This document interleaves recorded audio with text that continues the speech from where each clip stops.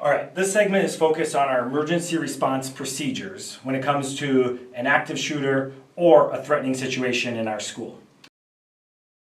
So we follow the framework called ALICE, right? We've heard this. You've been practicing it since middle school if you came to Nature Hill or Silver Lake, right? But to get all on the same page, right, the important thing is, what does ALICE stand for? Okay, alert, lockdown, information, counter, evacuate. It's a nice way to remember what to do. Sometimes it almost feels like the L and the I should be switched, but then it would be ALICE. Let's not get confused. All right. So first thing is that will always happen in an emergency situation is there will be an alert, a situation that will raise your information and radar that something's wrong. What are some things that might be something that might trigger a warning to us that something's not right? An intruder. An intruder. How would we know someone's an intruder? If they don't have a visitor pass. Oh my gosh, they don't have a staff ID or a visitor badge. Excellent, perfect. There you go. So somebody that's not identified or kind of looks unfamiliar to you. You guys have the same routines and kind of work around and work and go to your different classes and that person, I've never seen that person before, right? These are all things that might be like, this is interesting. What are the alerts you might hear? Loud noises, right? Could be a shotgun. It could be, you could see something on the floor, a weapon, whatever it might be, right? Something that's just not right is something that would raise your alarm. You'd be alert to where and what's going on. You would want to then also provide immediately information, right? Whether you got that information through the emergency call buttons, you call 911, you scream for help, right? Someone's got a gun, right? You want to get out as much information as possible when there's an alert or something there. Now, if it's something like somebody not wearing an ID badge, swing by the office and let me know, or stop one of us in the hallway or tell a teacher and they'll help you navigate through that. So we have the alert, we gather information or we get information, and then from that information we can do three things. We can lock down, meaning we barricade the room. We don't let anybody in. The alert is happening out there and close by. We counter, meaning the alert's close by, and we do something to disrupt the intruder, or we evacuate and we get out of here and we go to our rally points.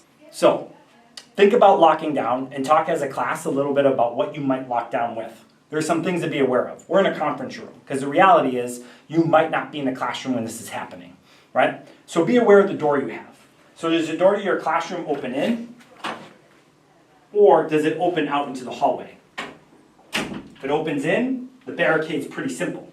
If it opens out into the hallway, that's a whole different type of barricade situation where you would need to make sure you pull the door so that it can't be open from the outside. All right. Other things you might want to be aware of. Are there multiple entrances into your room? We're in a conference room. We're good. We don't have another door where someone could come in, right? So when we lock down, we don't have to worry about getting the back door. So back to Miss Dorn's room, 167. They have that second door to the copy machine. A lot of our science rooms across Center Campus have multiple entrances into the room. You're just not locking down the door into the hallway. You're locking down all entrance points into your room. And the other reality is you might be in a cafeteria. That might be hard to lock down. That might be a situation where you're just evacuating, right? The field house is hard to lock down. There's so many doors and entrances, right? That might be a situation where you're evacuating or countering. It's a good question.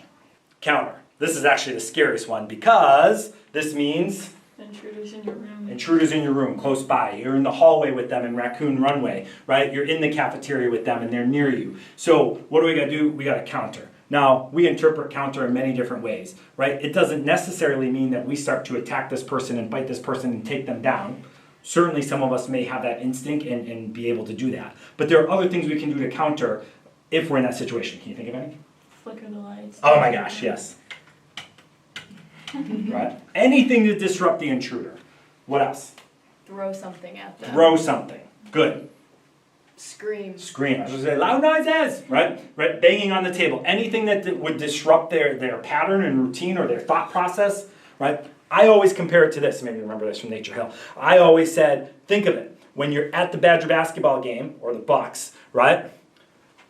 When Giannis is shooting, we're quiet, right? But when the other team's shooting, we want to make as much noise and be as loud as possible, right? So that we interrupt their flow of their free throws.